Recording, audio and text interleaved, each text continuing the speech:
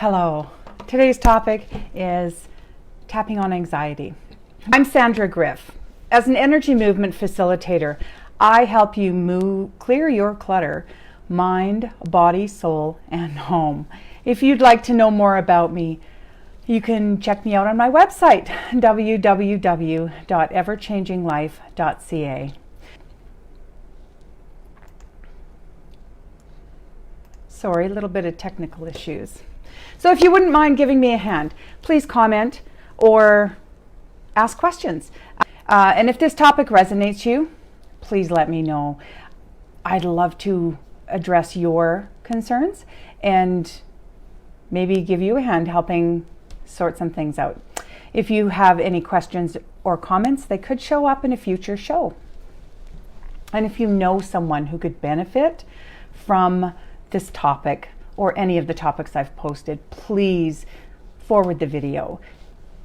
I'm doing this to help. Over the last few weeks, last week and in the next couple of weeks moving forward, I've been doing posts about fear, anxiety, and next week is procrastination. These three topics are closely tied. And if you have anxiety, you probably have fear and you probably procrastinate. So there will be crossover in the tapping. So let's talk a little bit about the difference between fear and anxiety. Fear is a primal instinct and it happens in a moment. Fear is something that comes up because we are in danger. It's an immediate stimuli. And it's usually accompanied by the flight or fight response. And you can also freeze in there, fight, flight, or freeze. Often it's seen as a response to something we can control. Anxiety, on the other hand, is a response to future events, possible events. They may not even be real events. And it's not accompanied by the fight-flight response. It's often seen as a response to something we cannot control. So last week I spoke about 9/11, September 11th, 2001, when the planes were crashed into the World Trade Center. And I refer to that specific incident because that's the one that I watched on TV over and over and over again. It caused immediate fear, but then it caused anxiety. And I sat in that anxiety for days, watching the TV over and over and making up stuff in my head, and watching the TV helping me to make up stuff. My fear was unrealistic. It was unreal and it was unwarranted and it was stuff I couldn't control. So I was actually creating my own anxiety. And I was fortunate enough to recognize that and to be able to stop it. Not everyone can. And that's the difficult part. We get so wrapped up into this anxiety that we're no longer in control of it. So we're going to try to take back some control and get back on track. So anxiety is listed as a diffuse, unpleasant, vague sense of apprehension. It's often a response to imprecise or unknown threats. For example, imagine you're walking down the street. It's dark and you may feel a little uneasy. You don't see anyone, but you just have this feeling. It's this thing in the pit of your stomach, maybe butterflies. Maybe your heart starts to palpitate a little more. It's this uneasy feeling. And then these sensations are caused by anxiety that is related to the possibility that a stranger may jump out from behind a bush or approach you in some other way or harm you. This anxiety is not the result of a known threat. It's not like standing in the wilderness and you're confronted with a tiger. That's an actual threat. That's something that we can actually see and we know the threat is real. Anxiety doesn't work that way. It's your mind's interpretation of the possible danger that could immediately arise that's causing the anxiety. It's not something that's physically happening. Back to 9/11, when I was watching all those broadcasts over the 3 days that I had the TV on day and night and was glued to it, one of the things that came up for me was fear of sending my child to school. Because she also came home from school the first day when it happened and said that they went into lockdown at the school and that they were being taught what to do in case there was an actual threat. So this didn't just happen in New York and the various states where other attacks took place, like the Pentagon and sorry, I'm Canadian. Completely, I'm just drawing a blank. I know there were more, and I've been to that memorial, and it's moving. It's very, very moving. I feel for those people, and I now have a little apprehension because my daughter lives in New York. So there's something I cannot do anything about. So the modern world comes with stresses that we never used to have. We never used to have so much violence, and we never used to have so much fear. We never used to have so much anxiety.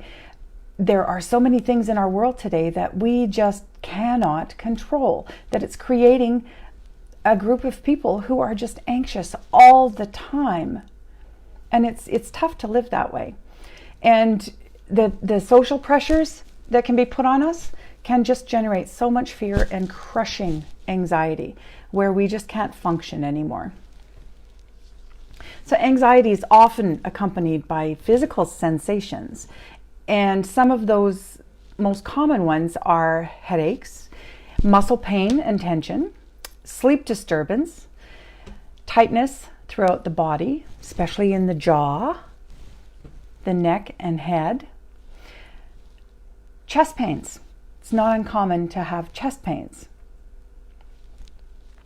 ringing or pulsing in your ears, excessive sweating, shaking and trembling, cold chills or hot flashes, numbness or tingling, accelerated heart rate, upset stomach, being nauseous, sick to your stomach, shortness of breath, feeling like you're going insane.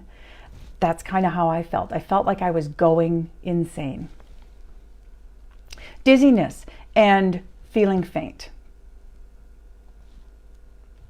There are some natural things you can do to alleviate those symptoms and alleviate just general anxiety. One is developing a fitness routine. And by fitness, I'm not saying that you're getting your body into shape. I'm saying that you're getting your energy into shape. You're getting your soul into shape. You're feeding your energy, which is what's actually affected most by your anxiety. So you can do breathing exercises. Deep breathing, rhythmic breathing really help to relieve the physical symptoms, which helps relieve the anxiety. You can meditate. And I know some of you are saying, oh, I can't meditate, I've tried. We meditate every single day without even realizing it. You can meditate while washing the dishes. In fact, that is a great way to do it because water is a conductor of energy. So if you are calm and calming yourself down while your hands are in water, that actually helps move that energy. So what this looks like is doing the dishes without conscious thought. You're off in, your mind just goes blank. You're not really thinking about anything. You're doing the dishes, but you're not really doing the dishes. Your mind has wandered off. And then you get snapped back to reality. One of your kids call you, the phone rings, you drop a dish, something brings you back to reality. That bringing you back to reality is you were just leaving meditation. You can drink green tea.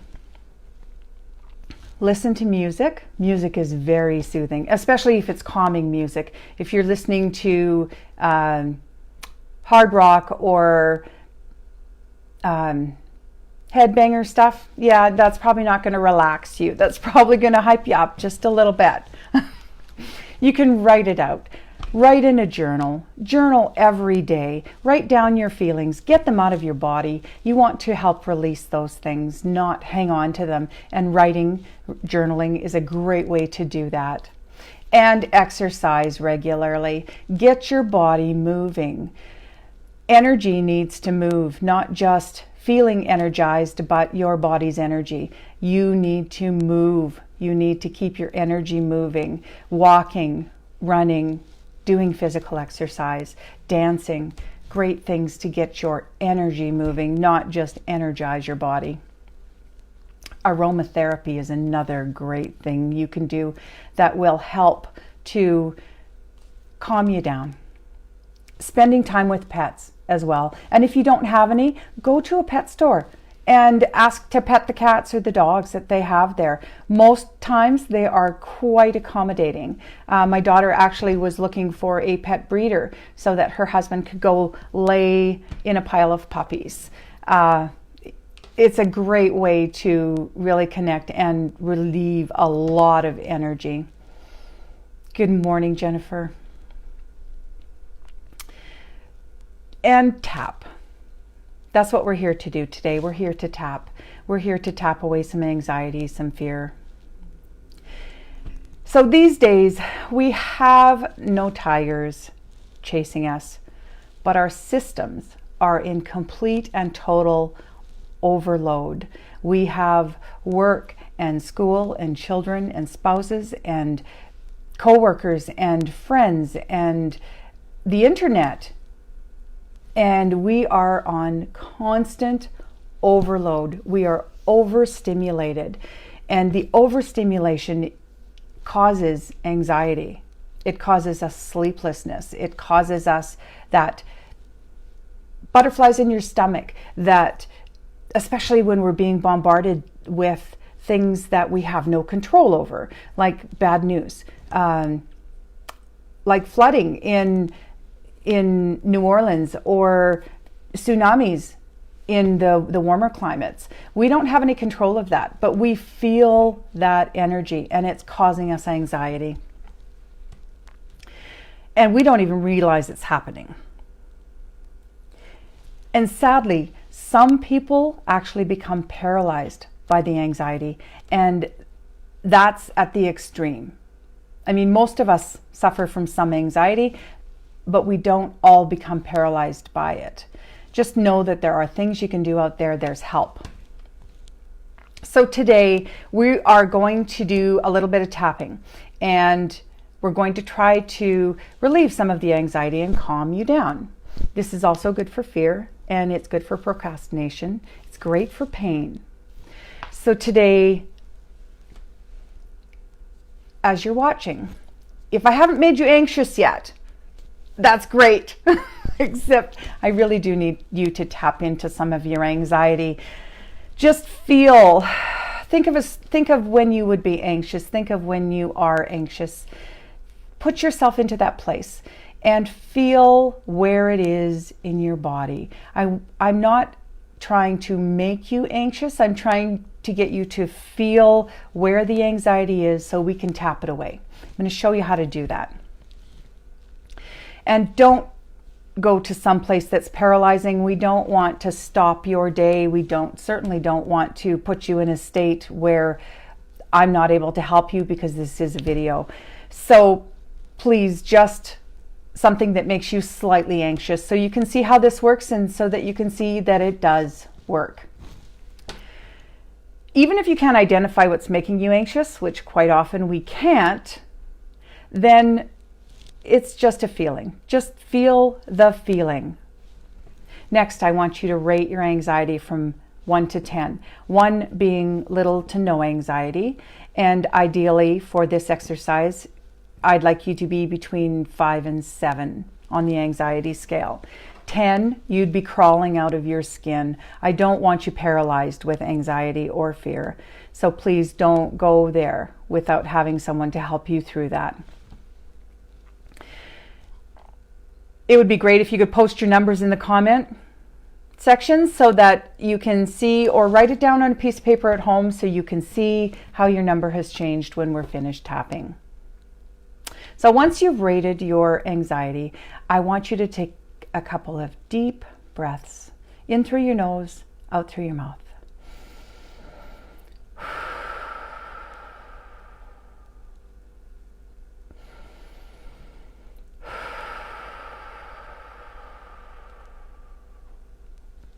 We're going to start on your eyebrow point, right where your eyebrow starts, right there. Use a couple, 3 fingers. We're going to tap 5 or 7 times. You're going to repeat after me.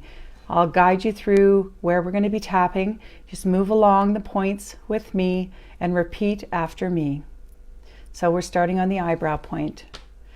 This anxiety, repeat after me. Side of the eye, the bone on the side of the eye. This fear and anxiety that's giving me a headache. Under the eye. This anxiety is making me sick to my stomach. Under the nose. I am so anxious. I'm crawling out of my skin. I don't know what I'm doing. Chin. I just want to run and hide. Collarbone. Your collarbone, you're going to find the 2 points in where your collarbone meets. Spread your fingers about 2 inches past that and just drop them down right below that bone. I just want to run and hide. My body does not feel good.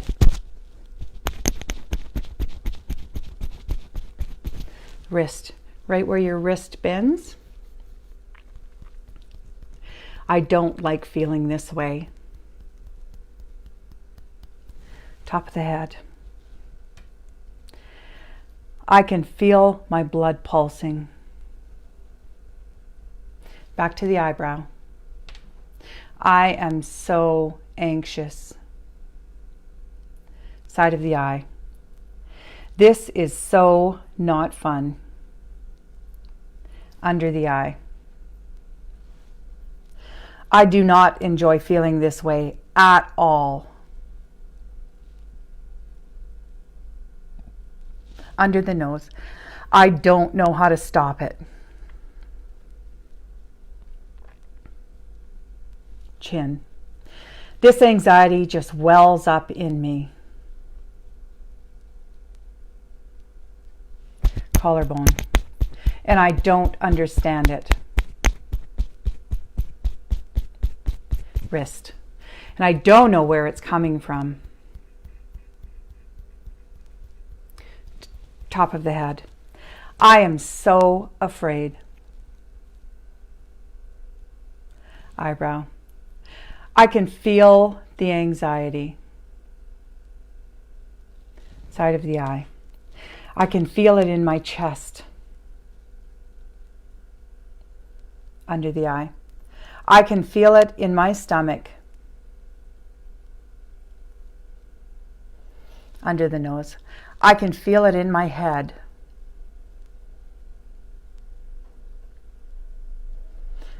Chin. I can't shake this feeling. Collarbone. My skin is crawling. Wrist. And I have no reason to be afraid. Top of the head. I'm feeling so anxious. Eyebrow. And I'm not even being chased by a tiger. Side of the eye. I'm not in mortal danger. Under the eye. There's no reason to feel like this.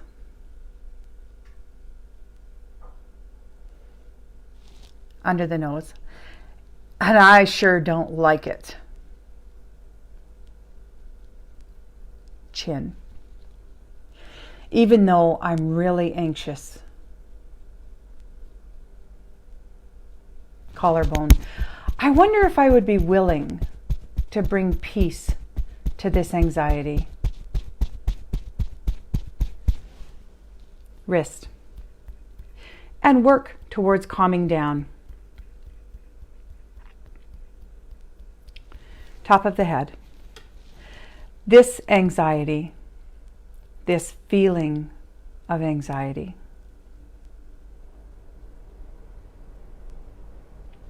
Eyebrow.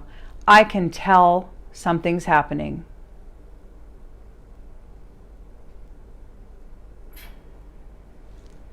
And I am not sure I like it.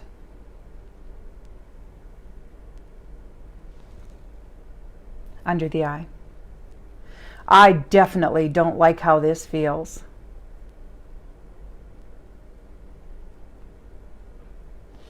Under the nose. All of this anxiety in my body. Chin. There is so much change.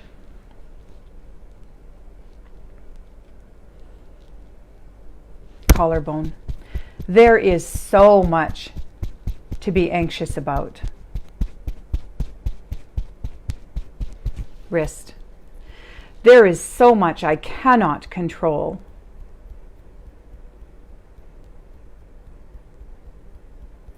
Top of the head. I am so fearful. Eyebrow. And uncomfortable.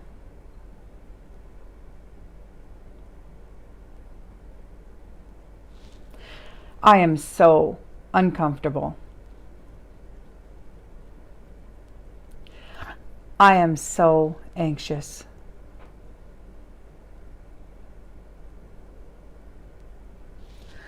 I don't want to feel this way anymore.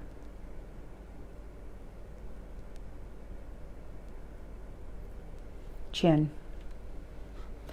So I wonder if I could expand.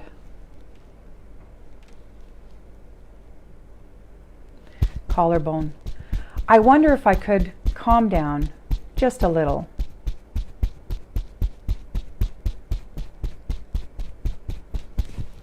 Wrist. Just so much that I'm not feeling so anxious.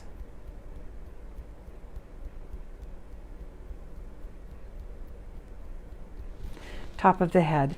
Maybe let in a few new calm things.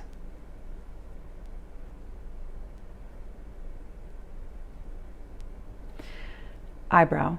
But letting in new things makes me anxious.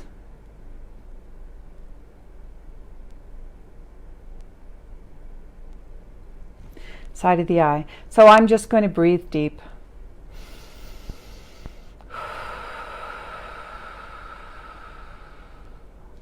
And blow that anxiety out. Under the eye. Under the nose.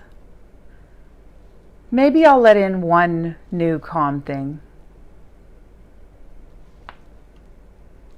Chin. Maybe one new calm thing a day.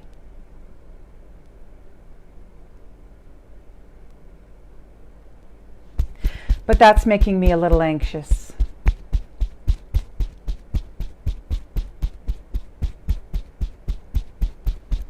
Wrist.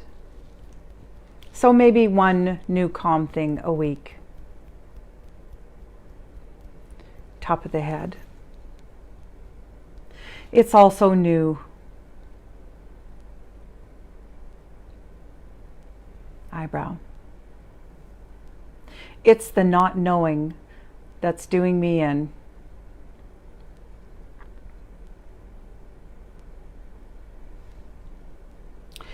It's all so scary. Side of the eye. Under the eye. But I think I could handle a little new. Under the nose.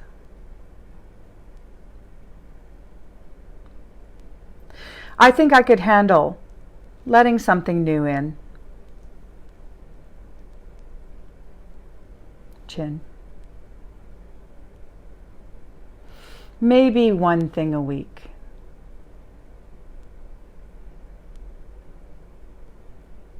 Collarbone. I could do one new calming thing.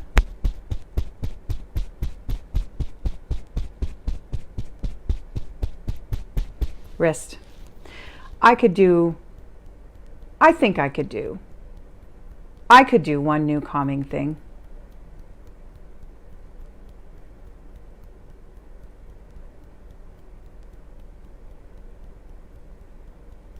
Top of the head. And with one new calming thing, eyebrow, I'll start to feel better.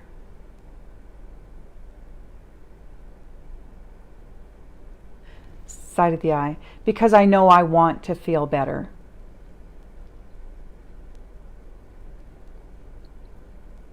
Under the eye, I want to feel less anxious.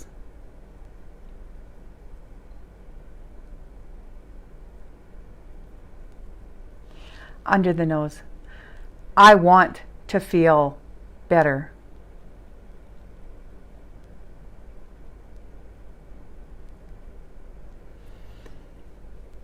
Chin, I can feel better.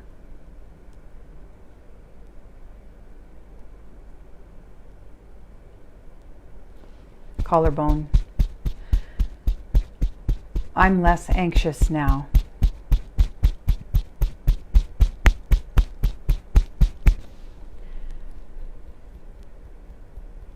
Wrist, I can do this. Top of the head, I can feel better. I want you to take a nice deep breath now.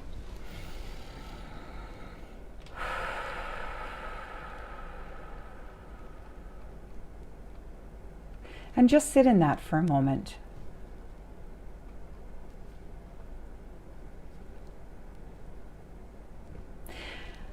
I'd like you to now check out your numbers. I see Jennifer posted that she started at a 5 and she feels more like a 3 now. That was just in a couple of minutes. That's wonderful. Most of you should have gone down in your numbers.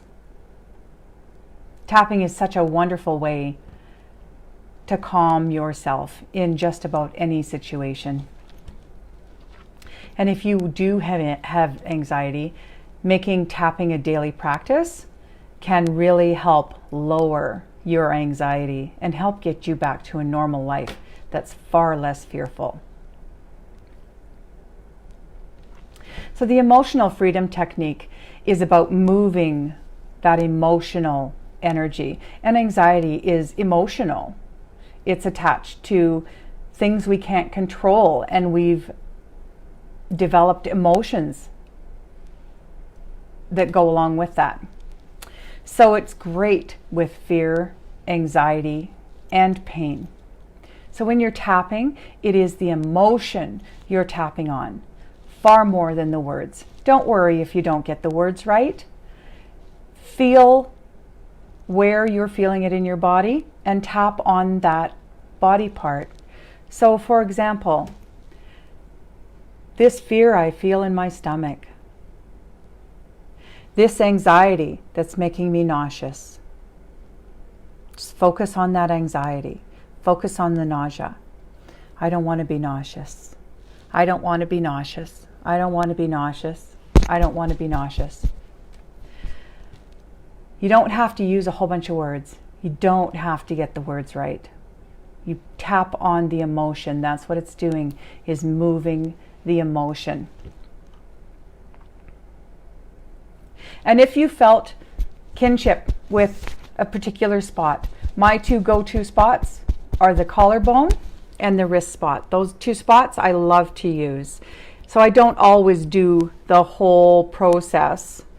Sometimes if I just have a couple of minutes, I'll just tap on my wrist.